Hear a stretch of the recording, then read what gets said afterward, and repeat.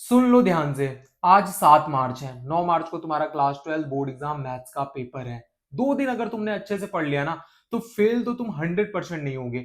अब यार ध्यान देना कि कोई भी नई चीजें नहीं ट्राई करना है, कुछ भी मुझे नया नहीं पढ़ना है। जो कुछ भी हमने पढ़ा है 2 दिन में वही हमें अच्छे तरीके से बच्चों रिवाइज करना है। और अगर इन 2 दिनों में ना बहुत अच्छी तरीके से पढ़ लिया, एक स्ट्रैटेजी के साथ पढ़ लिया, जो चीजें पढ़ी है उसको अच्छे से रिवीजन कर लिया, तो फेल होने का तो कोई सवाल ही नहीं है। आज मैं आपको इस वीडियो में बस ये बताने वाला हूं कि इन 2 दिनों को कैसे यूटिलाइज करना है, क्या चीजें पढ़ना है, क्या चीजें नहीं पढ़ना है, वो हमें अच्छे से पता होना चाहिए। नंबर 1, आप सबसे इंपॉर्टेंट चीज ये नोट कर लो। आप अगर यूट्यूब पर कहीं पर भी देख रहे हो कि कोई भी टीचर लाइव है या फिर कोई भी दीदी भैया लाइव है, कह रहे हैं कि पूरा मैथ्स मैं आपको 2 दिन में कवर करा दूंगा, अभी भी आपके पूरे मार्क्स दिला दूंगा, तो उस फेक या झूठी होप में मत पढ़ना बच्चों। क्योंकि आप पूरा लाइव सेशन उनके साथ 8 घंटे 10 घंटे देखोगे, वहां पे आपका कुछ भी अच्छे से रिवीजन नहीं होगा। चीजें लगेंगी समझ में आ रहा है। 12th की मैथ्स ऐसी है, देखने में लगता है कि सब समझ में आ रहा है, जब एग्जाम में जाता है, जब पेपर आता है, तब हमें अपनी औकात पता चलती कि भैया यार ये तो हमें आता था, अब आ ही नहीं रहा, क्योंकि हमने रिवीजन नहीं किया। अब जो चीजें आपको आती है ना उसका रिवीजन करो, कुछ भी नया ट्राई मत करो। पूरे साल आपने कुछ तो पढ़ा होगा, जो कुछ भी पढ़ा है उसी को आप बेहतर करो, उसी को आप अच्छे से पढ़ो। किसी भी टीचर किसी को भी देखो मत, किसी के ऑनलाइन में जाके 8-8 10-10 घंटे की लाइव क्लास, 4-5 घंटे की लाइव क्लास लेने की जरूरत नहीं। उतने टाइम में आप सेल्फ स्टडी करके जो कुछ भी पढ़ा है उसको आपको बेहतर बनाना है। मेरे भाई आज सिर्फ आपको ना इंपॉर्टेंट चैप्टर करना है, जो चीजें आपको अच्छे से आती है, और आपको फॉर्मूला रिवीजन करना है। यानी कि जो चैप्टर्स आपको इजी लगते हैं और अच्छी तरीके से उसमें कॉन्फिडेंट हो कि यार इस चैप्टर में तो मेरे कुछ भी गलत नहीं होने वाले, वो अच्छी तरीके से आज पढ़ लो, एकदम बढ़िया से रिवीजन कर लो। और फिर पूरे ओवरऑल 1 से लेके 14 चैप्टर का फॉर्मूला सेट निकालो, सारे फॉर्मुलेज आज रिवाइज करो। आज का ये आपका टारगेट होना चाहिए। सबसे पहले जो चैप्टर्स आपको अच्छे से आते हैं, जैसे मैट्रिक्स हो गया, डिटर्मिनेंट हो गया, आईटीएफ हो गए, फिर यहाँ पे रिलेशन एंड फंक्शंस हो गए, फिर बच्चों उसके बाद आपको एलपीपी हो गए।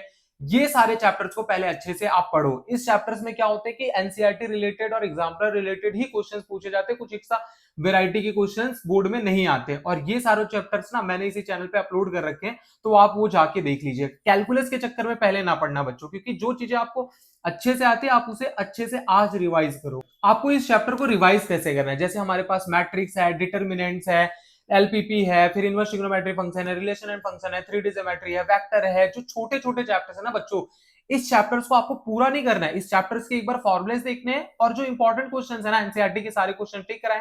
आपके पास होंगे भी जो इंपॉर्टेंट क्वेश्चंस है ना, उन्हीं के दो चार एक्सरसाइज के क्वेश्चंस कर लो। सारे क्वेश्चंस करने मत जाना, सॉल्यूशन लेके बैठो, एक बार सॉल्यूशन सबके आप देख लेना ऊपर ऊपर से। ये तो हमारे सारे अच्छे चैप्टर्स हो गए जो हमें अच्छे से आते थे। अब बात करते हैं कैलकुलस की, कि कैलकुलस को भैया कैसे पढ़ना है। कैलकुलस को पढ़ने के लिए ना सबसे पहले शॉर्ट्स क्वेश्चन को बहुत अच्छी तरीके से कर लो। अगर आप पीवाईक्यूज उठा के देखोगे तो कैलकुलस का यार ये रूल रहा है कि वो हमेशा छोटे क्वेश्चन से पूछता है। ऐसे भी लेंथी क्वेश्चंस नहीं पूछ लेते, जो हमारे एनसीईआरटी में 1-1.5 पेज के क्वेश्चंस है, वो बहुत कम चांसेस होते हैं पूछे जाने के। तो हमें क्या करना है, कैलकुलस से बहुत अच्छी तरीके से जो भी शॉर्ट्स क्वेश्चंस हैं, फॉर्मुलेस हैं, फॉर्मुला बेस्ड क्वेश्चंस 100% कैलकुलस से आता है, इंटीग्रेशन से। तो फॉर्मुले तो एकदम बढ़िया तरीके से आप लोग रट लीजिएगा। यू इंटू वी वाला जो हमारे पास रूल है, फिर उसके बाद बच्चों जो भी पार्शियल फ्रैक्शंस वाले हैं, सब्स्टिट्यूशन वाले, एकदम बढ़िया तरीके से तुमको फॉर्मुलेस पता होंगे ना, तो उससे लल्लू से क्वेश्चंस आएंगे आपके इंटीग्रेशन। अब किसी हार्ड क्वेश्चन पर टाइम वेस्ट मत करने जाना कि यार ये क्वेश्चन तो पूरे साल मुझे नहीं आता था, लास्ट लास्ट में मैं सीख लेता हूं कि बोर्ड एग्जाम में आ जाए। नहीं, लंबे क्वेश्चन, हार्ड क्वेश्चंस को नहीं सीखना है। जो चीजें आपको आती है उसी का फटाफट से रिवीजन करना है, ये मैं बार बार कह रहा हूं। नंबर 3, अब आपको क्या करना है, पिछले 3 साल के ना पीवाईक्यूज के पेपर को निकालना है, पीवाईक्यूज के पेपर को एनालाइज करना है, देखना है कि कौन सी चीजें मुझे अच्छे से आ रही है, कौन सी चीजें पूछी जाती हैं, उस चीजों को प्रैक्टिस कर लिया। जो चीजें बार बार आ रही हैं और हमने नहीं पढ़ा है, तो अब वहां पे उसे सीख लो, उसे अच्छी तरीके से पढ़ लो, ताकि पीवाईक्यूज में अगर रिपीट हो रहा है क्वेश्चन तो हो सकता है कि इस बार भी आ जाए यार। अब आप ये मत सोचना कि भैया आज इतनी सारी चीजें कैसे कवर करेंगे, क्योंकि मैं ऐसा कह ही नहीं रहा हूं कि सब कुछ आपको लिख के करना है, सब कुछ आपको एकदम सिस्टमैटिक वे में करना है। आपको ये सब कुछ बस देखना है, ऑब्जर्व करना है, समझना है।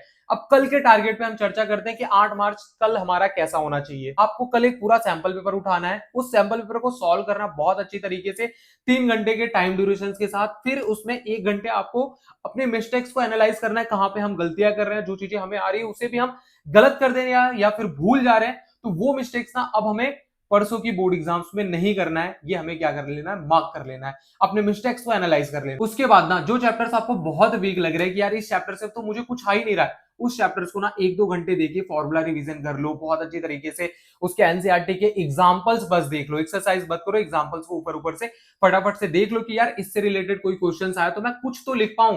ध्यान रखना कि बोर्ड एग्जाम में ना एक भी क्वेश्चन तुम्हारे छूटने नहीं चाहिए। भले तुम गलत करके आओ, भले तुम कुछ भी लिख के आओ, नेगेटिव मार्किंग नहीं होने वाली ना। तुम लिख के आओगे ना, इस बार ऑनलाइन चेकिंग है, तुम्हारे मार्क्स कुछ ना कुछ वहां पे 0.5, 1 मार्क्स, 2 मार्क्स, 5 मार्क का क्वेश्चन है यार बच्चों, उससे रिलेटेड तुमने एक दो लाइन भी लिखा कि यार ये गिवन है, ये प्रूव करना है, एक दो स्टेप्स भी तुमने लिख दिया ना, तो तुमको 1 से 2 मार्क्स मिल जाएंगे। तो तुमको छोड़ के बिल्कुल भी नहीं आना है पेपर।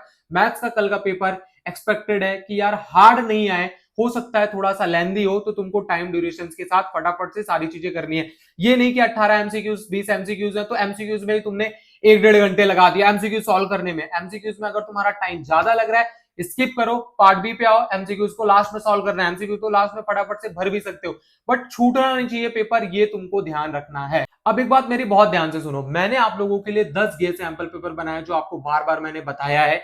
उस 10 गेज सैंपल पेपर को अगर आपको लेना है तो डिस्क्रिप्शन में मैंने लिंक दे रखा है, 499 रुपीज का है, विद सॉल्यूशंस के साथ है। आप सारे के सारे 10 पेपर में से अगर 5 पेपर को भी एक बार ओपन करके उसके सॉल्यूशंस के साथ स्टेप्स देख लेते हो कि कैसे लिखा गया है, क्या क्या क्वेश्चंस है, तो आप कंफर्म यार 50-55 मार्क्स लेके आ जाओगे, क्योंकि सारी चीजें आपको बस ऑब्जर्व करना है। बहुत अच्छे लेवल ऑफ क्वेश्चंस इसके 10 सैंपल पेपर में मैंने दे रखा है। अगर आपको नहीं ज्वाइन करना है, आपको लग रहा है कि यार बहुत सारी चीजें एनसीईआरटी बाकी है, ये बाकी है, तो उसको ही कर लेना, मैं आपको फोर्स नहीं कर रहा हूं। अगर आपने सब कुछ कर लिया, थोड़ा सा सिस्टमैटिक वे में देखना है कि यार पेपर को कैसे लिखना है, किस टाइप के क्वेश्चंस आते हैं, तो ये 10 guess sample paper with solution आप ले लेना। अब हम बात करते हैं 9 मार्च हमारा कैसा होना चाहिए भैया।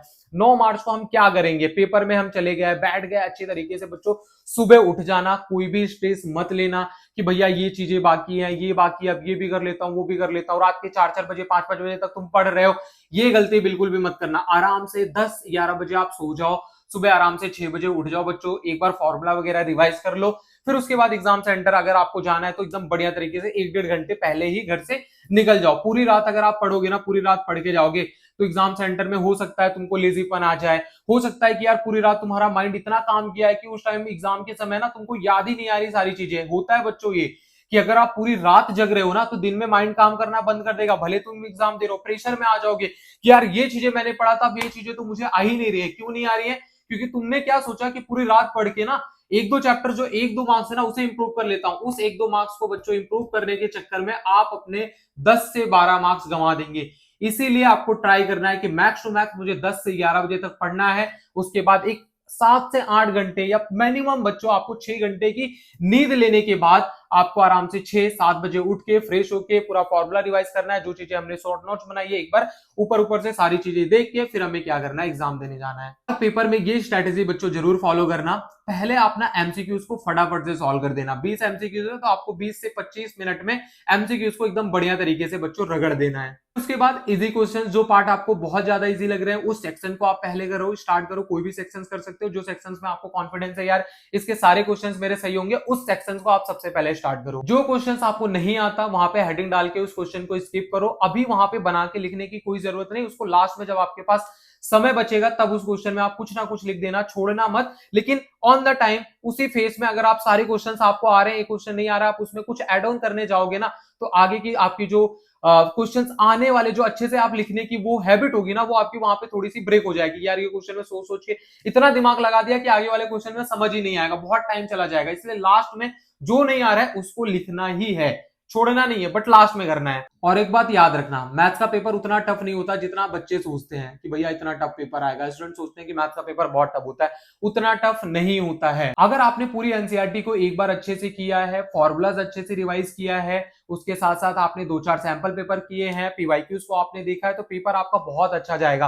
हो सकता है पेपर लेंदी हो, थोड़ा सा पेपर टफ हो सकता है, बट यानी 50-55 मार्क्स तो आप इजीली स्कोर कर लोगे अगर इस तरीके से इस 2 दिन को आप यूटिलाइज करोगे। अगर पूरे साल आपने कुछ भी नहीं पढ़ा तो मैं आपको कोई भी फेक प्रॉमिस या फॉल्स क्लेम नहीं करूंगा बच्चों कि आप बहुत अच्छे मार्क्स स्कोर कर लोगे। फिर आप ट्राई करना 30-35 मार्क्स भी आ जाए, उसके लिए आपको स्टार्टिंग में मैंने जो इजी चैप्टर्स बताए, जैसे चैप्टर 1 से लेके चैप्टर 4 कर लो, फिर यहाँ पे आईटीएफ कर लो बच्चों, आईटीएफ हाँ चैप्टर 1 से लेके 4 में ये आ गया। फिर उसके बाद चैप्टर नंबर 12 कर लो, फिर उसके बाद हम चैप्टर नंबर 12 के बाद वेक्टर एंड 3D कर लेते हैं। ये सारी चीजें मैंने अपने चैनल पे वन शॉट में अपलोड कर रखी है बच्चों, तो वो कर लेना, तुम पास हो जाओगे। बट जिन बच्चों को 50-55 मार्क्स लाना है, 2 दिन की मैंने स्ट्रैटेजी दे दी है, इस स्ट्रैटेजी को बच्चों आपको कंपलसरी फॉलो करना है। इसके अलावा दूसरा कोई ऑप्शन नहीं है आपके पास, क्योंकि आपको बोर्ड एग्जाम में मैथ्स के अंदर अच्छे मार्क्स लाना है, लाना है, लाना है और आएगा आएगा आएगा।